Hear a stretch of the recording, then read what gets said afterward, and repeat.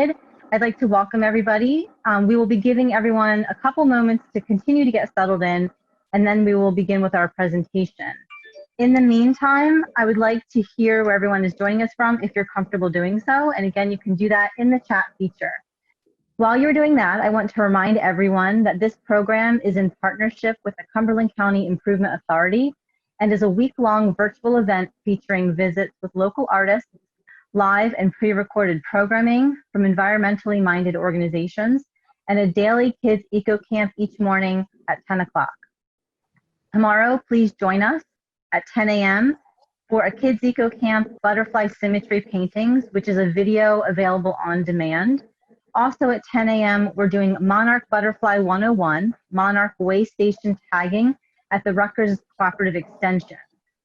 Again, on Monday at 6 p.m., we have Grow Native with Pamela Burton from Rutgers Cooperative Extension. And then at 7 o'clock, Exploring Your Watershed from Home, live with Sal Mangiafico, also of Rutgers Cooperative Extension. There's still time to register for both of those, and we'll add a link in the chat to those programs.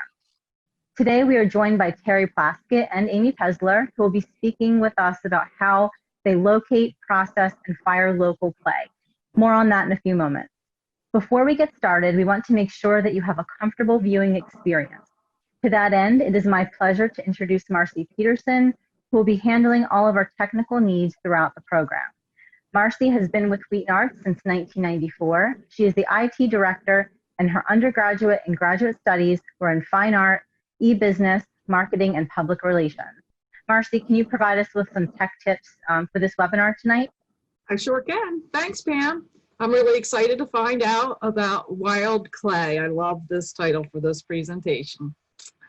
I want to reassure everyone that this presentation is through a Zoom webinar, so it's okay that you're not seeing other faces. What you're only going to see the panelists in this situation. They, however, will not see you. You can ask the speaker questions through the Q&A feature. They will try to answer your questions out loud. The host, Pam, may also be able to answer your questions by typing in a reply. You can also like other attendees' questions. Doing so helps the host identify the most popular questions in case we run out of time. Click the thumbs up icon on the icon to like a comment. I'll be monitoring the chat throughout the program for your technical and general questions. I'll also be sharing some links to more details. In the chat box, you can follow along for links for additional resources and text between attendees in the chat box. And should you lose connection for any reason, don't worry. You can join again right through your email. You just close your windows, go right to that email, and you can open it up again. Also, this instance is being recorded, and by being recorded, that means that the host and the panelists will be recorded, and that is not you. One last tip for you is regarding customizing your experience. To access your settings, click on the green icon in the upper left corner of your screen. For this particular webinar, the only thing that you might be concerned with, but it's good to know they're there, is if you were to click over there, then a window will pop up and you can scroll down to where it says accessibility. And if you'd like, you can actually make your chat larger, your font for your chat larger. So if that applies to you, then go right ahead and do that. At this time, I'm going to have a couple more things to share, and it's a good time. Okay, so just briefly, there are 3 ways to support WheatonArts, and that is through membership, donations, and shop.wheatonarts. And if you want to find out more, then you can email Rhody Barron, rbarron@wheatonarts.org, and she'll be glad to give you other options or discuss your interests. And members get it all. And I won't go over every detail here. There are some wonderful benefits, but I do want to remind everyone that gift memberships are always available. And this week, today, we start a 15% off all of the WheatonArts pottery that is on our website. So after the program, I hope you take some time to check it out. There are associates in the stores right now if you have any questions. But not only is it 15% off the WheatonArts pottery, you can get 15% off your entire cart. And there's another benefit as well. CCIA, our partners, have provided eco shopping bags, and whether you utilize a curbside pickup or have your item shipped, you're going to get that free eco bag compliments of CCIA. And now we return to the program, and I'll start by introducing your host for the evening, Pam Wakeman. Pamela Wakeman is a ceramic artist, arts administrator, and educator.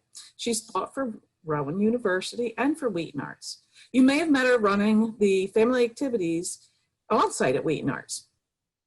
She received her Bachelor of Fine Art at Rowan University and her Master's of Science at Drexel University. Her favorite thing about teaching and creating art is the challenge it presents to find new approaches to understanding and interpreting the world.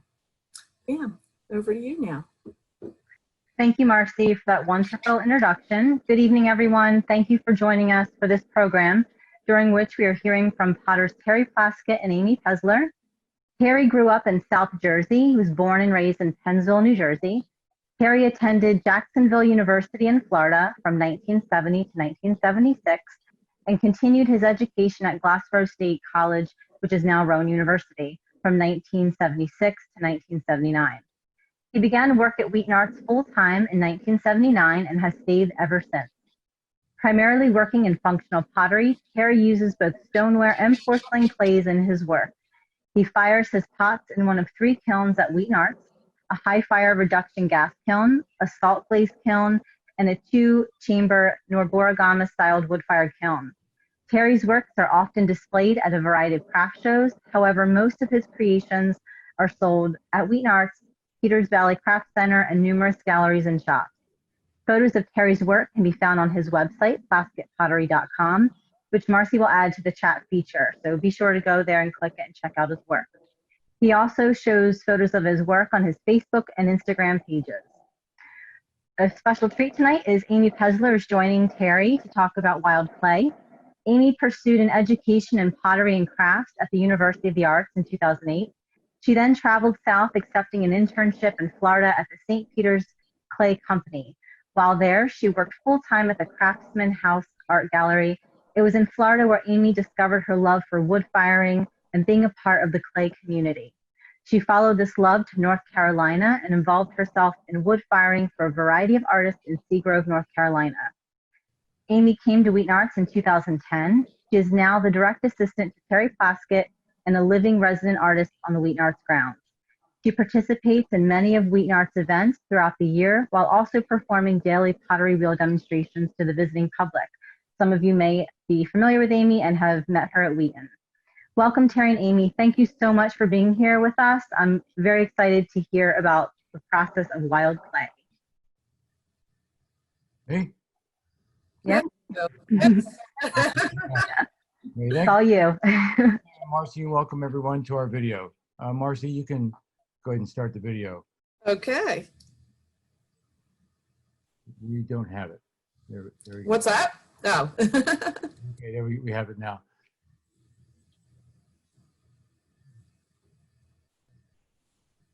Okay, we're going to talk about prospecting wild clay. Wild clay to potters, this means clay is native to our region and mined right out of the ground, as opposed to buying commercial clay like we normally do for our products, which has already been processed.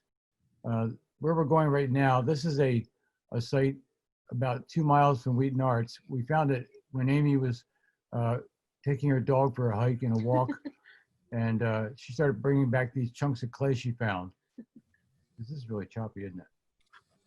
Oh, let me start it over again. Hold on then. It's choppy. Give me a moment.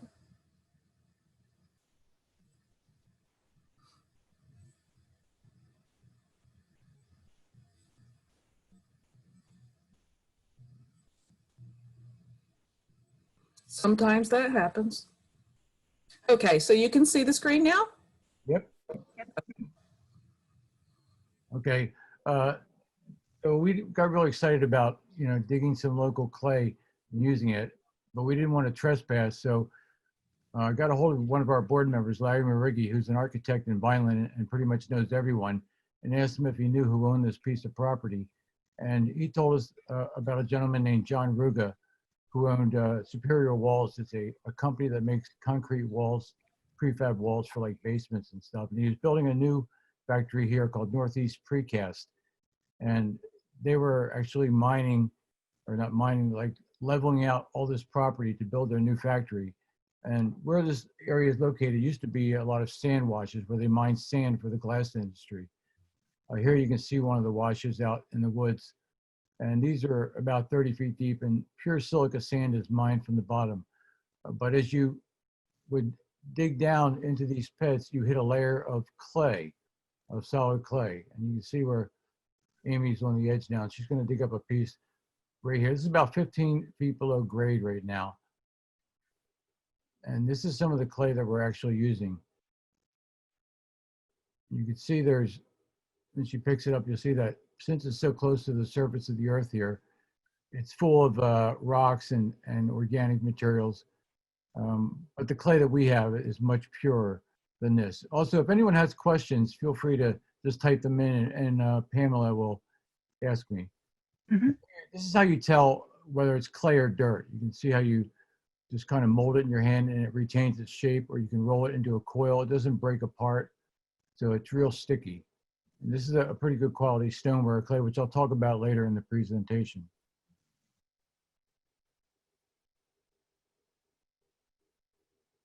And we're going to explore the site and give you a great view of everything that's here. And we found so much clay that we'll never run out of it.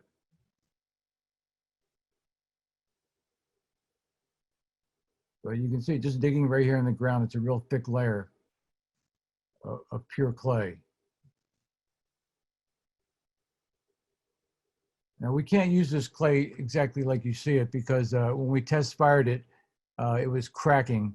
So we had to do some research and add some things, which I'll show you when we start making our clay, the things we had to add to it to make it, suitable for our use. But there are like 25, 30 of these sand washes back here in the woods on the perimeter of the property. Hey, Terry, we're noticing that the clay is yellow, like a yellowish orange color. Someone wants to know what gives clay its color. It depends on the metallic oxides that are in the ground. In this case, it's yellow iron oxide. We're going to show you examples of pure white clay and the yellow clay. And we're also going to show some bands of red iron oxide that's in the soil itself. So that's what's tinting this clay. This guy here, Greg, works for Northeast Precast. He was driving us around that day. And I think he thought we were a little weird, excited about dirt, but we changed his mind. So that was his first pot. He was real excited. Okay, so this is leaving that one particular wash. This is just a shallow water basin that they dug out just so they'd have a place for runoff on the property. So we stopped here, and we just wanted to see if we could find more clay. We did this all over the property for a couple weeks. When we first started, it was Amy, Phyllis Seidner, and I, and we were going out there with 5-gallon buckets, getting chunks of clay, and Mark Ruga, John's brother, kept watching us, and he came over and he said, we have a backhoe and a dump truck. So instead of having to carry these 5-gallon buckets of clay, he transported dump trucks full of clay to our studio, which you're going to see. So we had Amy dig right here on the edge to see if that was clay, and watch when she picks this up. See how it just breaks apart? So this is just dirt. There's a lot of gravel. You can tell by the stones that are on the ground. So this was a no-go for this spot. This area we're going to show you now, this was a place that they dumped a lot of the material they were digging up when they were excavating the place. And it was just all dumped there. And then as it's been raining over it, you can see the dirt is washed down in these big chunks that are laying on the ground. These are pure clay. So if we wanted to just come out and get these blocks of clay and take them to the studio, we'd have all the clay we'd ever want. Here you can see a band of the yellow mixed with some white. and that little bit of red stuff there, that's iron oxide. Now it's not red clay, it's iron oxide. If it were red clay, when we blended it, it would turn red, but instead this turned into these beautiful speckles that you're going to see in the finished product. This chunk of clay I sliced with the shovel just to show you the pure white band and then the yellow clay. Most of this clay was formed by from quartz and silica, so it's a lot of real white clay, and any impurities in the region, some iron-bearing rocks would give it that yellow color. Also, sometimes just organic matter would. We were telling Greg about this purple clay that we found, and I don't know if he believed this, and then he found some himself and he got real excited here. So he breaks open this, it's like a geode or something, and then he found purple clay. So we test fired this clay, hoping we get some type of purple from it. Maybe it was manganese or something in the clay, and it wasn't. It fires pure white. So I suspect it's some type of organic matter that just tinted the clay when it was being formed thousands of years ago. We have a question from the audience. I'm not sure if we need to pause for this, but they're asking if this type of clay was used by First Nations people, and if so, did they have to add materials to it so that it wouldn't crack like you found it to do? I don't know if it was, they were using it. Pause for a second, Marci, right there. Because I suspect they used any clay they found, and at the temperatures they were firing to, with very primitive fires, they probably didn't get into like adding anything to it. I suspect that they mined clay and they tried it in their campfires or primitive kilns and it didn't work, they would just go someplace else and get better clay. Typically they would use more of a terracotta type clay, a lower temperature firing clay. Not that they would know what that was, but it wouldn't crack. So I don't think they had the issue with the cracking that we did because we're firing at a much higher temperature. They were firing maybe 1500 degrees and we're going up to almost 2400 degrees. Okay, go ahead, Marci. So in my hand here, that I just dropped was a piece of quartz rock, like rose quartz, and that's what all the clay around here is mostly formed from. Here you can see part of the vastness. So Amy did a little panoramic of showing you the site. These were all sand washes which were leveled to make room for the business. But you can see we have a lot of clay. We're not going to be running out of clay. And the gentleman that owned this, John Ruga and his brother Mark, have been so generous to us and allowed us on the site whenever we want to. This is just a little view as we're driving in the truck where they excavated away one of the walls, and you can just see where the sand and gravel is washed down, and below that is clay. Now we're going to leave the site and head back to the studio. Here's Amy trudging out to the clay pile. So the two, those are our dogs, Shay and Maddie. But we had the dump trucks come out here and dump the clay. We had two loads come in, and they were pretty different clays. So this one pile here is just, we left it out sitting on the ground, and there's pine needles and leaves on it, but that won't hurt anything. We just brush them off before we bring the clay into the building. And over here under the, this is really blocky again, Maurice. Under this blue tarp is the first batch of clay we got.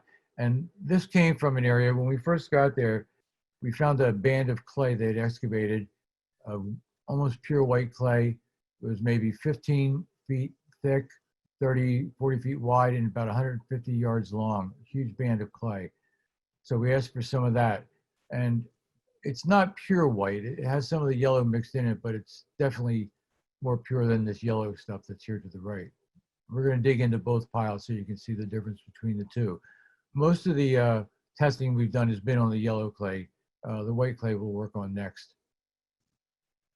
And this has been tarped, so it's fairly dry.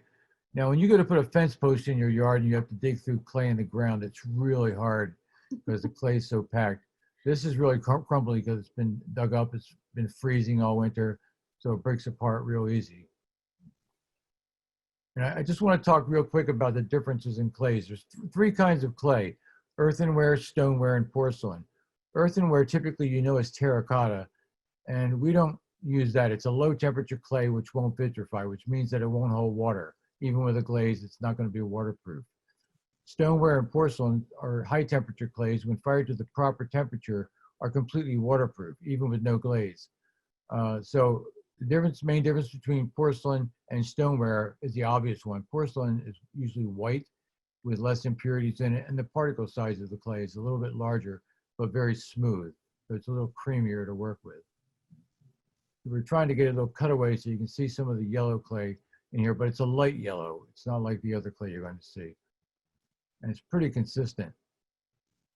But again, Terry, we have a question. Someone wants to know if you have done any low fire or wood fire testing with this clay. we're doing a wood fire testing. That's the main reason we were mining the wild clay, for that purpose. We'll be wood firing hopefully in October, September, October, and we're going to do a video for that. So you can see that if you want. We haven't done any low fire because we don't do that type of work. At low fire, it's just bisqueware. It's porous clay. So no, we haven't. We have done some slab work with it, and it works well for either slab work or on the wheel. Here's a good picture of the clay that you can see the mixture, and see the iron oxide in it. So this is the white and the yellow mixture that we've been doing our testing.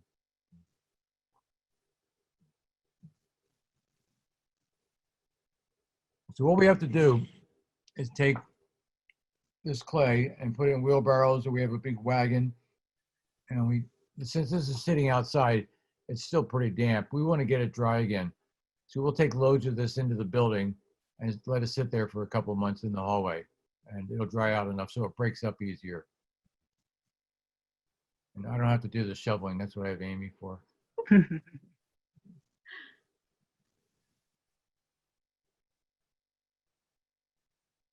This is pretty dry, Amy? This was still pretty dry, you think? It was a little in between. Yeah. How many pounds at a time would you estimate that you bring in and process? Yeah, it's hard to tell. We're mixing, each batch we mix is 100 pounds of dry material. So we bring in a load, like this wagon will do 2 or 3 loads of clay. So this wagon load here was sitting in the hallway for half a year. And we let people come in and touch it. The kids have touched it and broken it up for us. And you see it's kind of small pieces. And it's pretty free of any organic matter, any leaves or pine needles or anything. And amazing, this clay is so pure. There's very few stones in it. So we don't sift our clay or screen it or anything. We have very fine stones in it, but we want to keep that personality of the clay.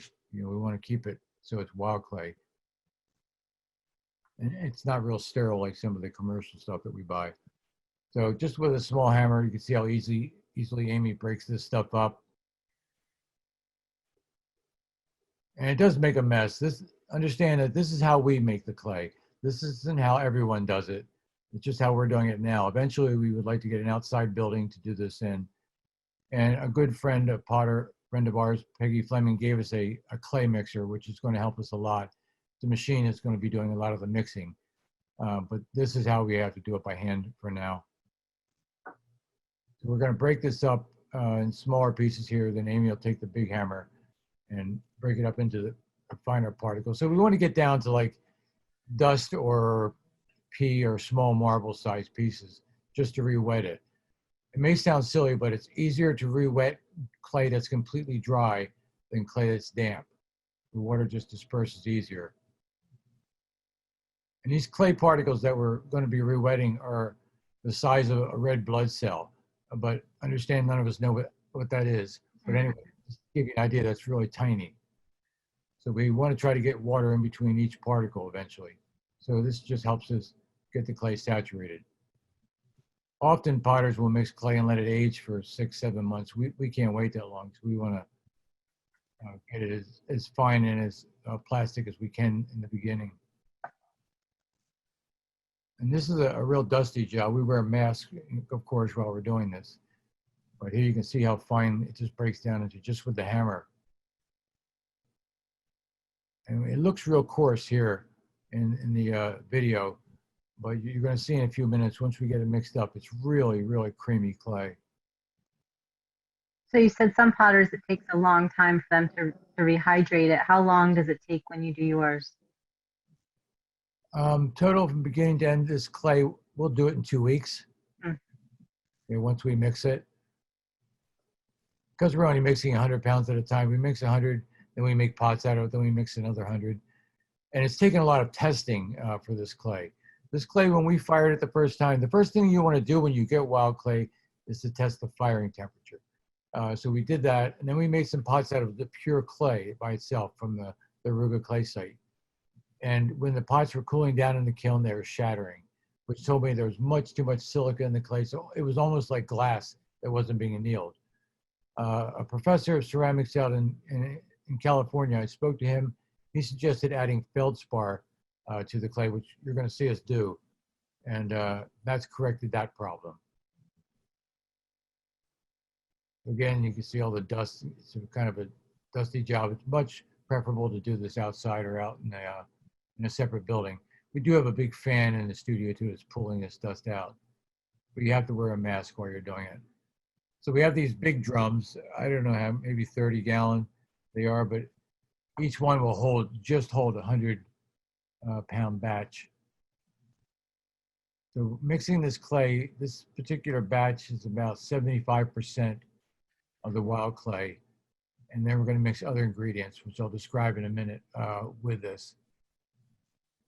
Now we add the water to the clay. And typically, once we put the water in this clay, we'll let it slake, which means just let it sit there for 2 or 3 days and absorb the water. You don't want to mix it up right away because it'll like seal the little chunks in there.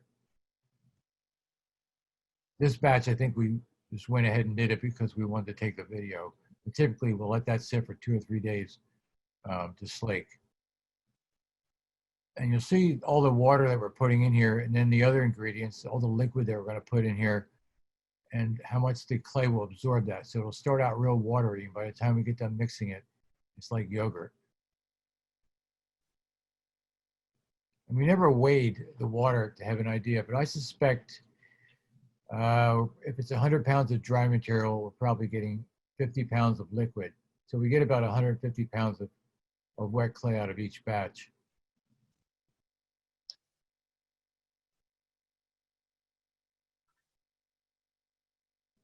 So this seems like quite a process.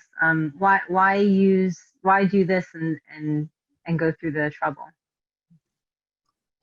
Yeah, because it's, I mean, I said earlier, I mean, I like the whole idea of using clay as local. I mean, that's what potters used to have to do years ago. They travel around till they found clay, and that's where they built their studio. But also, this clay is a little more primitive looking, a little rawer, and I think it's really going to look best when it comes out of the wood kiln. So it's more of a creative reason that we're using this clay. Now you can see Amy weighing out some materials. This first thing she's weighing out, this is kaolin or China clay. It's a pure white clay mineral, and it's the main ingredient in porcelain. So it's real, not so much fine clay, but the edges of the clay particles are rounded. So it makes the clay slide a little better. So we were hoping for some plasticity in the clay. And it's more of a fire clay type clay, so it keeps the firing temperature up too. We don't want the clay to melt, which can be an issue. In some of your earlier tests, did you have some melting? Yes. Yeah, I decided to try a batch with some extra iron oxide in it, and we can never do that again. The iron was a really powerful flux, and the pots all melted on the shelves. So, like I said, we've done a lot of testing. We still have a 30-gallon batch of iron clay if anybody wants it, because we can't use it. So we have these 5-gallon buckets that we're putting the chemicals in, because we want to premix those before we add them to the clay. Now we're adding the feldspar. When we were testing the clay, we were tested with 5% feldspar, 10%, and 15%. 15% feldspar was too much. It lowered the melting point, and the pots were slumping and warping badly.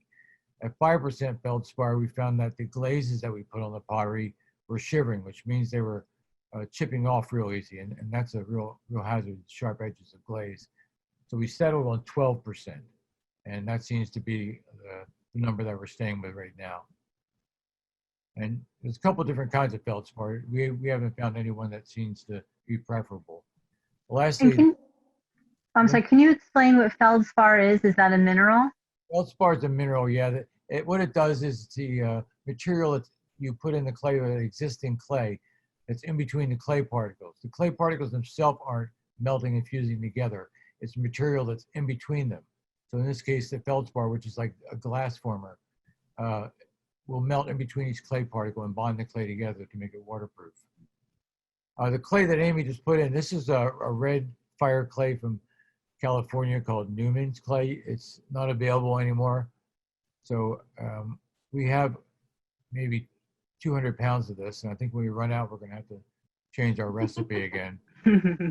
We'll pull this up closer. You can see visually, you can just tell that it's a real coarse clay. All right, so all those chemicals are in the buckets. There's 3 different things we added: the feldspar, the kaolin or china clay, and the Newman fire clay. Now we're pouring water in these. We don't want these to slake because the feldspar by itself will get rock hard. So what we're doing is putting the water in, then we're going to mix this up right away with a drill into like a slurry.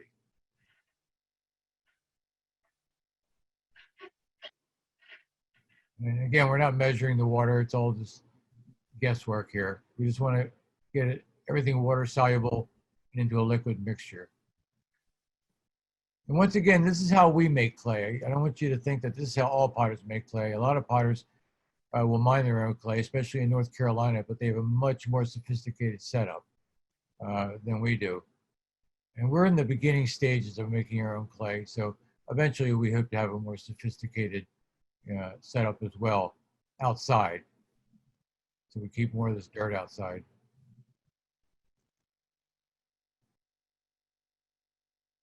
Now we have a nice Amy. We have a drill with a paint mixture on the end, and we're going to mix all these ingredients together in the water. And this doesn't have to be mixed super well. We just want to get it so it's not chunks at all. And this fine clay, because it's in a powder form, mixes quickly. It wets very quickly as opposed to the chunks.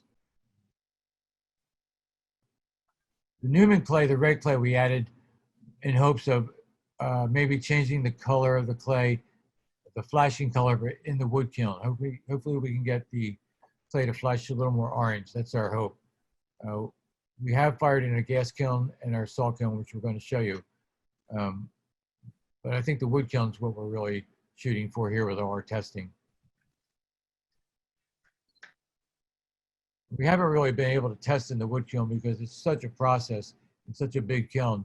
You can't really do little testing. So we're just going to go for it in October, make all our pots out of the clay and see what happens. It's kind of how we work here. Yeah. You know, mix the glaze up and glaze everything.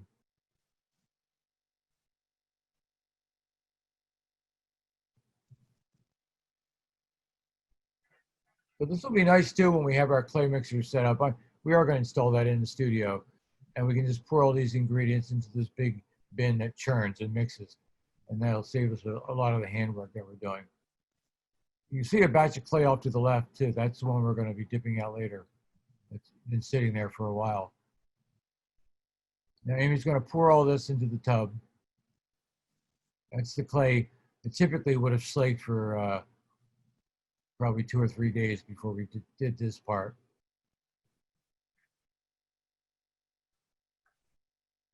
And again, notice how much water is in this clay and how it's going to change in a few minutes.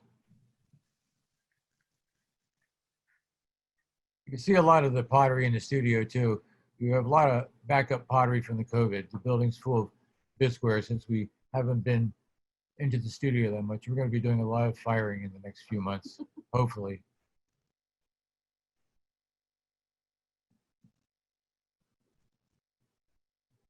So now once that's in, immediately you want to start mixing it. And get all the feldspar and the china clay and the wild clay and the Newman clay mixed together in solution. We use a lot of water to help that. It's easier to mix it when it's really, really wet. And this clay, the Ruga clay that's on the bottom, the wild clay, I'm going to probably pull this drill out in a second. You'll see that it's still chunky. So it takes a lot of drilling. We're burning through drills pretty quickly doing this.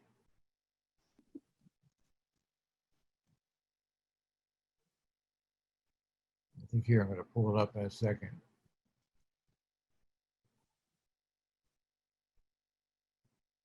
What would be the alternative piece of equipment instead of a drill to mix up clay in this way? The clay mixer. The clay mixer will do it for us, yeah. So we won't have to drill. We can just put it in there and turn the mixer on and walk away. Like I said, Penny gave us one, so we have it in storage behind the glass studio. So there you can see a little bit of the chunk still in the end of the drill. Also, we add some vinegar to the clay. The professor in California suggested this. What the vinegar does, it changes the pH of the water in the clay and encourages the growth of bacteria. Bacteria in the clay is your friend. What that bacteria does is it travels around looking for food. It goes in between each clay particle and lifts it up. And as it does that, water follows behind it. And that's getting the clay all saturated. And now you can see after a while sitting, see how thick the clay got? And it's pretty well mixed now. But this would be, say, after 4 or 5 days. Every day we come in and all day long, when you walk by the pot of clay, you turn the drill on and mix it a little more. Now you can see it's like yogurt, how creamy it is. Yeah, how does that feel? Really awesome. Yeah. I mean, a hot tub of this would be wild. Yeah. But, you know, again, like the clay that we got is pure clay. There's very few rocks in it. A lot of potters at this stage would pour this through a screen, anything from like rat wire to a window screen. And I think if we were using this clay for everything, for dinnerware and stuff, we may do that. But again, we want to retain the personality of the wild clay itself. That's why we're doing the whole process. Now you can see Amy come over and get one of our scoops here. These, every year at the WheatonArts antique shows, we go up and buy scoops and we kind of collect them. But we use these to scoop the clay out. You see the big plaster slabs on the table here. We're going to take and scoop out the thick clay and spread it out on these plaster slabs. And the slabs will absorb water from the clay and help facilitate the drying of it. Now, since these slabs have been sitting here for a while, we hadn't made clay in a while, they're pretty dry. So this batch set up overnight, which is amazing. Subsequent batches we've made since this video, you know, 5-6 days for the clay to start to dry because they get saturated, and then there's so much humidity in New Jersey. Like it's not like water is going to evaporate from the clay. We'll load up each one of these bats and then spread it out.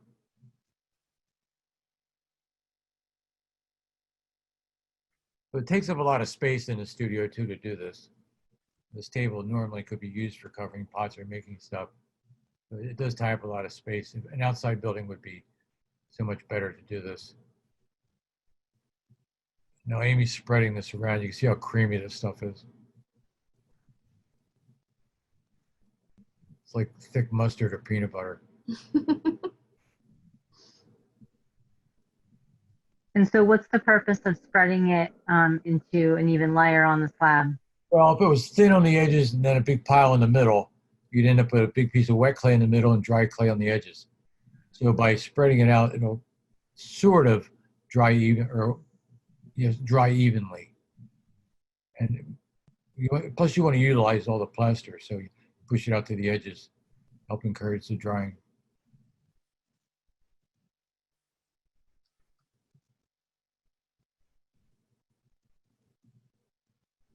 It feels so good to touch this. I mean, visually, it probably looks really cool too, but it is really nice to touch. I did a video for my Instagram page, which I think is going to come up next, of an earlier batch that we did. And it was just so creamy in the video. There it is.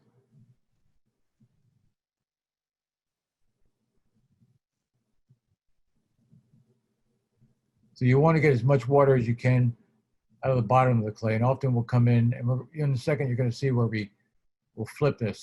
Sometimes we'll flip the clay 4 or 5 times before we can use it. But like I said, these plaster bats in this stage were so dry, it was really nice. And it's really hard to get these plaster bats dry again. It takes a long time. They're like 2 inches thick. Okay, next day you can see the little cracks in the clay, and they're not shiny anymore, so some of the water evaporated. Now you can pry them up. Now they're getting more like actual clay that you would use to make pots out of.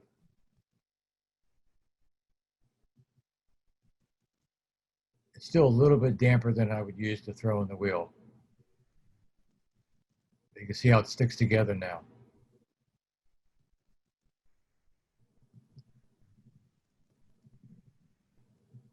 And some days, you know, that top layer will still be, with some batches, still be really wet, so it would slop down there.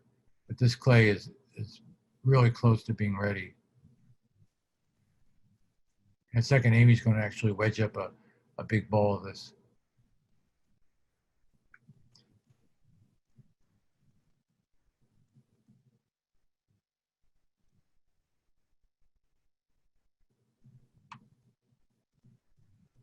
So this piece here, she flipped it, and I told her as I was filming just to try and wedge it. She's going to fold it up and knead it into a ball of clay. You can see that the clay is it's all sticking together, which is exactly what we want to make the pottery out of. I mean, also in this stage, you want to wedge the clay a lot like this, because if there's any thicker or thinner layers in the slabs, there'll be different wetnesses. So you want to blend the clay really well in this stage, so it's a uniform wetness.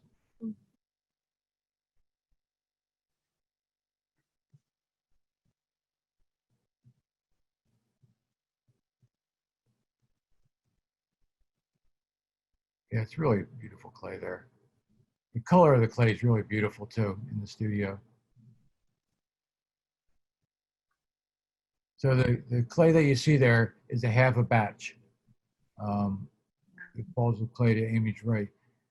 That's half of one of those tubs, so we can get 2 batches that size out of 1 tub of clay.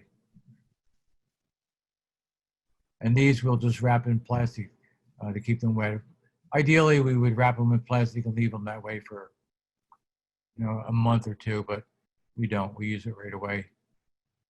I'm getting ready to make some pots, so I'm wedging this clay. I cut it in half, but you can see when I pull a wire through, you can see like some lines in the clay.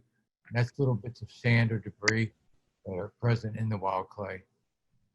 And that's what we're going for. We want that coarseness, that roughness, to make it look, you know, more natural. So I'm wedging the clay again to mix it, also get any air bubbles out, and just make the clay uniform. And I'm going to be making some mugs out of this piece of clay here. And when I'm making my mugs, to get them all similar, I'll weigh the clay before I start. So an average mug for me weighs about 1 pound of clay. And usually I wedge up 10, 12 balls of clay at a time. So when I sit down to make the mugs, you get into a rhythm. And besides the clay weighing the same, because you get into a rhythm, the pots will look really similar.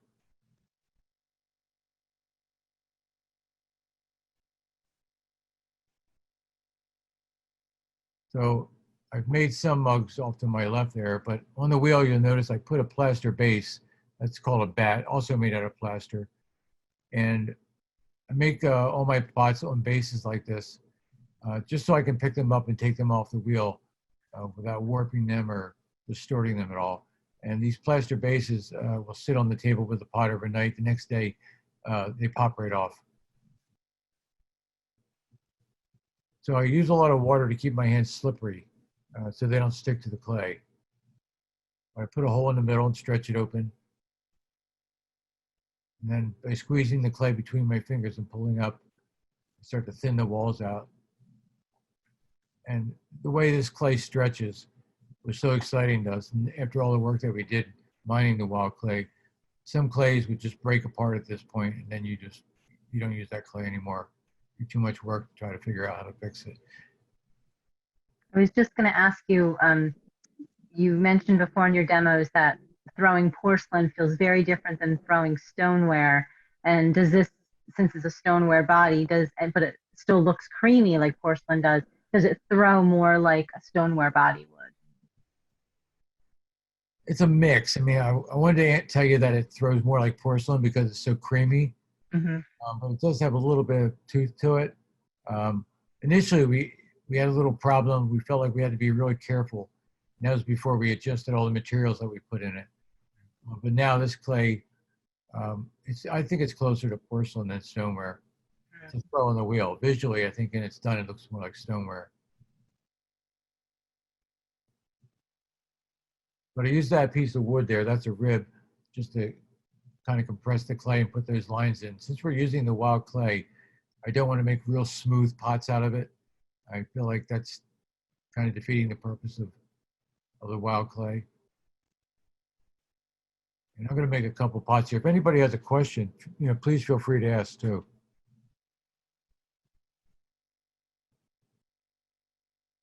How many pounds of clay are you using to make one of these cylinder forms? Just the form itself is 1 pound. And that's the average for a coffee cup. If I'm making smaller ones, 3/4 pounds. But these will look larger than they're going to end up. They're going to shrink about 12%, 12, 13% when they come out of the kiln. Is that shrinkage rate more or less than the clay that you would purchase? About the same. We didn't do a test. This is guesswork. I just felt like when the mugs came out of the kiln to finish firing, they were the same size as my normal mugs. So I don't think there was much difference. We have a question from the audience asking, what is the time frame to make a wild clay mug? From the day I make it to the day it's done, I could probably, beginning to end, 2 weeks, 2.5 weeks, not including all the clay mixing. But, and also that depends on the time of the year. The drying is the most important. And in the summer, the pots just don't want to dry. But since these are small, we can force them a little bit. But these are going to go through a couple of firings. So we're going to let these dry 7 days, and then we'll put them into an electric kiln, fire them to 1800 degrees. That'll make the clay hard, but it's still porous. And I'm going to show you some of those pots in a few minutes. But it's in the porous stage that we add any glazes or any decorating to the clay. And then we high fire our pots up to 2350 degrees. The wood kiln is going to be a real test because that often gets up to 2450 degrees in areas. I suspect the clay is going to slump a little bit at that temperature. Terry, you said you added clay, water, and also feldspar and a little bit of vinegar, right? To mix this clay? Yep. Okay. Someone just wanted to know. Yeah, and the other materials I added to the clay were China clay and the Newman red clay, the fire clay to it. And then feldspar, the clay and water, that's all it is. The vinegar is just to help facilitate the saturation of the clay. And someone wanted to know your treatment to the rim. Was that a chamois that you were using? Yeah, a piece of chamois. And if we can't find that, we'll often use a piece of the brown paper towel. Anything just to compress the rim a little bit, make it stronger, and also take away any rough edges. And once this clay is finished and fired, do you find it to be heavier or lighter than other clays that you've used? And no difference, really. And we're not trying to make these really super thin either. I mean, I like the mug to have a little bit of weight to it. But we tested them. We put, boiling water in them and put them in a microwave and a dishwasher, and they're all fine. So everything held up really well. Other than, go ahead, I'm sorry. Other than your the testing that you've done, have you had any of these clay bodies formally analyzed at all? No, just this past week I was on the New Jersey and Rutgers website, seeing how you can get soil tested. They have different prices for different things. So I was looking at their list of things they'll do, and none of them said we'll test clay. So I'm going to have to call and see if I need to get a chemical breakdown of the clay. Mm-hmm. What's in it? Often when you get your soil tested, they'll tell you the pH of it or something, so you can add lime or fertilizer to your lawn. But I want to know what the chemicals are. I'm not sure I can get that done cheaply, so I don't know if I'll be doing it. Right. Here you can see, go ahead. You tell. Okay, I attach a piece of clay just using water, and then I'm wetting my hand and pulling on that piece of clay to stretch it. And this is how I form the handle on the mug. And the place where we attach these will never come off. I mean, it's like a weld on there. Once you put the clay on there and press it on, it's permanent. So someday that handle may break, but it's going to be because somebody bumped it and hit it where it's sticking out in the open. And someone wants to know how you get your chamois. You can go to Target. I mean, don't go to a clay supplier. You're going to pay a fortune. Just go to a auto body place, or not auto body, an auto parts store or something. People use them to dry cars with, and you can buy a big piece of it, and it's really cheap. It'll last you, years. The strips you cut off. These pots that Amy's holding right now are actually Phyllis Seidner, one of our co-workers. She's behind me there, sitting. But these are some of her pots drying. I wanted to show you what the clay looked like, what it looked like when it dried. So you can see how it lightened up. But again, if you look closely, you can see the coarseness in the clay, which is kind of nice. She made all these little pots. I've mostly made mugs and honey pots and sugar bowls, nothing large. Phyllis made these larger jars. She's the only one so far that's made larger pieces out of the clay, which were a little more challenging. So as we're testing and changing the body, so it'll hold up for larger forms, we'll be making bigger pots, especially for the wood kiln, I think. But these are bone dry, all right? So these have been there for months. Now, when they go into the electric kiln, and I told you they were fired to 1800 degrees, they turn this color. You can see it's a nice orange. And in this stage, if I were to fill one of these pieces with water, in about 3 minutes, it'll start to seep through the clay. So it's kind of like a terracotta flower pot. So if native, people were making pots out of this, they weren't really concerned with it being waterproof, but it would be like this if they were firing campfires or very primitive kilns.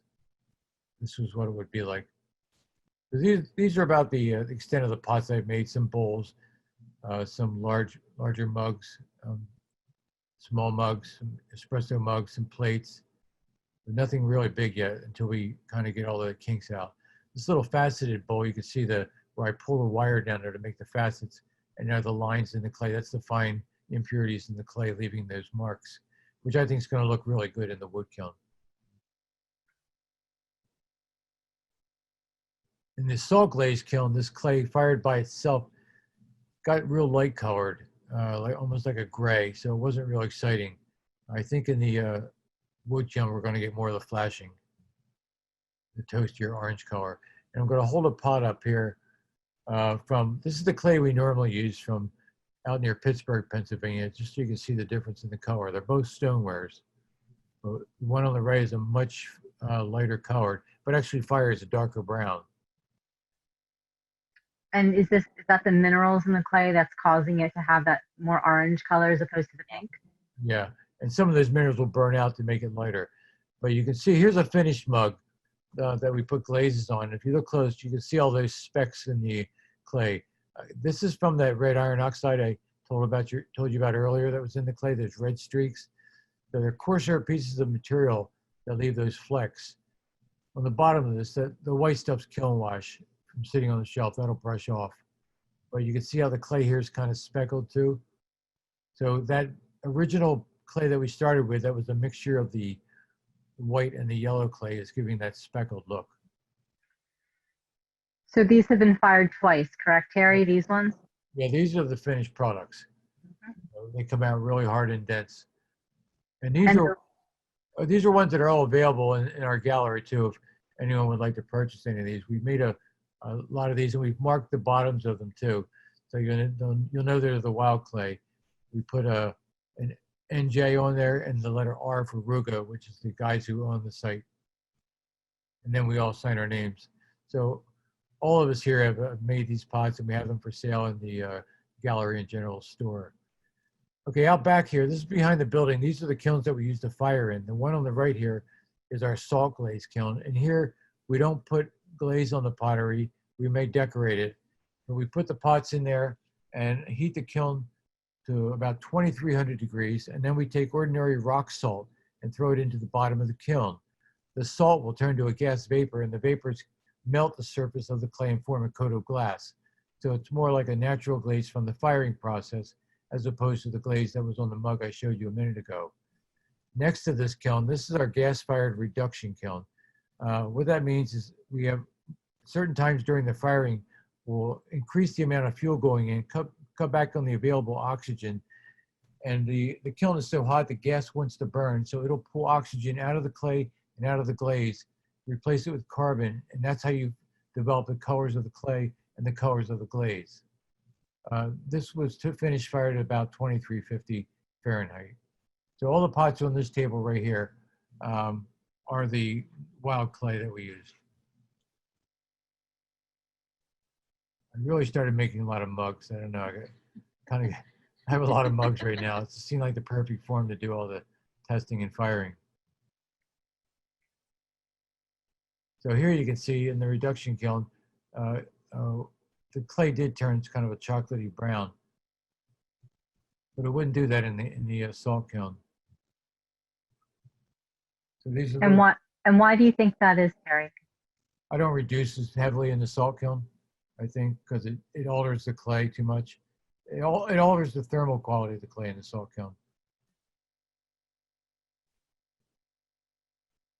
Now the brown glaze on here is just a high iron glaze. The yellow is a low iron glaze that allows some of the iron flecks to come through. And I like some of these mugs will have like big bursts of iron, and they're my favorites. I think it looks a little more rustic. These are like 3/4 pound coffee cups. They're smaller ones. I drink a lot of coffee, so we all drink a lot of coffee here. So we like the bigger mugs. You can see where the handles are attached, and they're on there forever.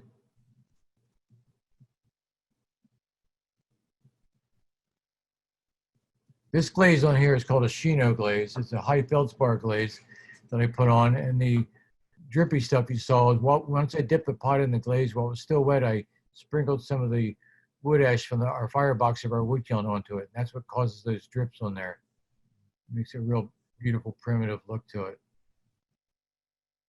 And this is kind of like more of the stuff that we'll do in our wood kiln when we fire in the fall. And I only made a few pieces out of that, the little bowl, and here's a mug. But again, you can see all the flecks coming through the peach colored clay and the little burst of iron on it. And one thing I did is I tested some pots. I wanted to test this red glaze on it, but you can see what happened. It's a really pretty glaze, and it melted down real nice, but it kind of covers the clay. So to me, it negated the whole reason that we were using the clay. So I don't know if it's something I'll pursue. I mean, I can make that red glaze on any clay. I don't need to put it on the wild clay. How far down did you apply that glaze from the bottom? It was up pretty far. That's a very fluid glaze. Wow. So many of them it ran off into the shelf and stuck, but I still have some of them. I actually wanted to test that red glaze with the clay to see if the clay affected the finished color, and it did not. So it was able to hold a nice red color on it.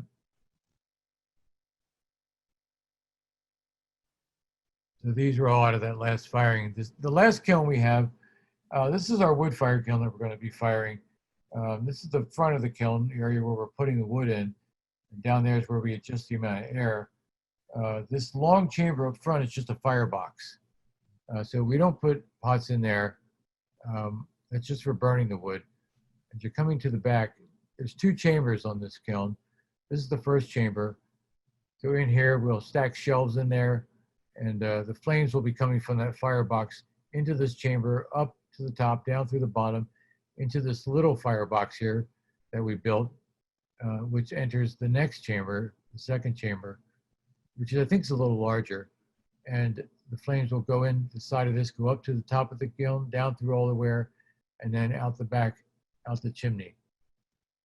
So what we'll do, we'll fire off the first chamber first, and when that's done, we'll stop putting wood in the back. Then we'll just feed that little firebox in the middle, and then I'll fire off the second chamber for us. This takes about 65 hours putting wood in there every 3 to 5 minutes. It's a long firing process. The wood that we use here, this is mostly cedar from Shire Brothers Sawmill in Egg Harbor. And this is how we get it in strips like that. We just cut it down to the size we want. And it burns really hot and turns to ash quickly. We want to get a lot of burst and a lot of ash. Later on in the firing, we introduce hardwoods. Then I'm going to show you a pile of. We have a lot of storm damage trees here at WheatonArts, and we have all this big wood pile here. So we'll split this up really small, and we'll add the oak and the gum and some pine, and put that into the kiln too, just to change up the ash. The ash from the oak tends to melt a little prettier, I think, than just the cedar. So that's our video. We hope you learned something from it. If you have any questions now, I'll be glad to answer them. If you have any questions later, you can always contact me at WheatonArts. Pam, I think, is going to give you my email address. And I hope that you'll all come visit us too. Once this virus is over, we'll come in and we'll be glad to take you on a tour, of the studio and take you out back and show you the kilns and the clay and stuff. Before we go though, I just wanted to thank some people for making this possible. Pam and Marci, you guys were great doing all the editing and the tech stuff. I wanted to thank my fellow potters here, Amy next to me, Phyllis behind me, Sam Bartlett and Tessa Carlton. We're the 5 potters here at WheatonArts. We've all been working on this clay project jointly, and it's been a lot of success, the fact that everybody's mixing the clay so we get a lot of input. Also, there are some local potters that are using our clay. Eric Rempe, Alan Willoughby, and Linda Schusterman are local potters, and they've been taking some of the clay and testing, which is kind of nice with this community of potters doing different tests and sharing the information. It's enabled us to progress in our formulation of the clay, I think, quite a bit.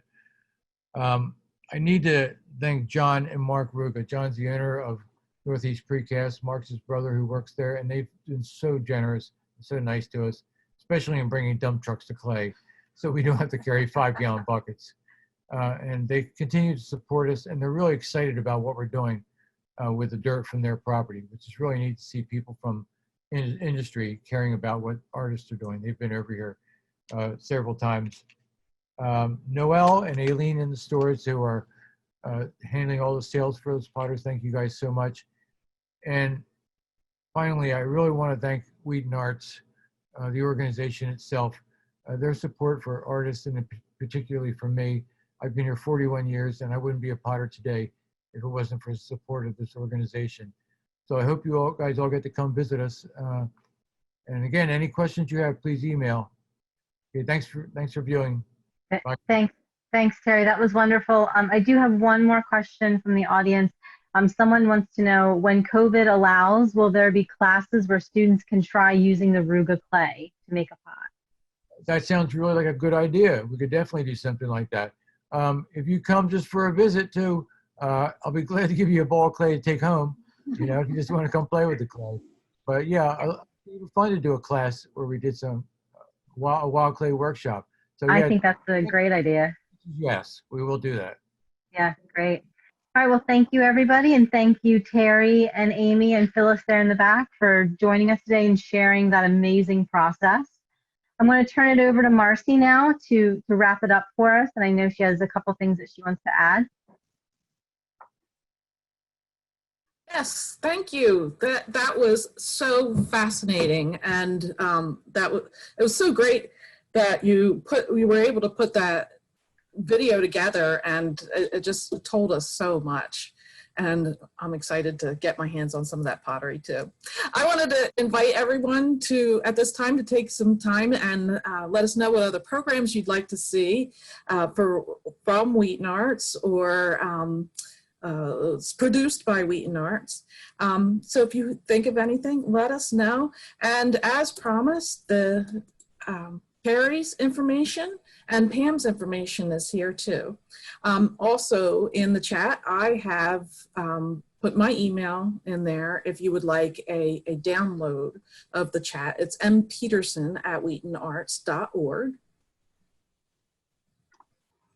And finally, I wanted to go over once again the fact that you can, and again, this is in the chat. I left the link directly to Terry, Phyllis's, and Amy's pottery, that you get the 15% off in the shop, and you might please check out the pieces available for purchasing online. And for those who make a purchase, whether you choose shipping or curbside pickup, you will receive the complimentary eco bag. And we thank you all for joining us today. And I'm just going to leave that up there. Again, you can also email Pamela Wakeman at WheatonArts, pwakeman@wheatonarts.org. And again, thank you all. I'm going to leave this up just for a minute as everybody closes out. Thanks, Marce. Thanks, guys. Thank you, guys. Thanks, everybody, for coming. Bye. Bye.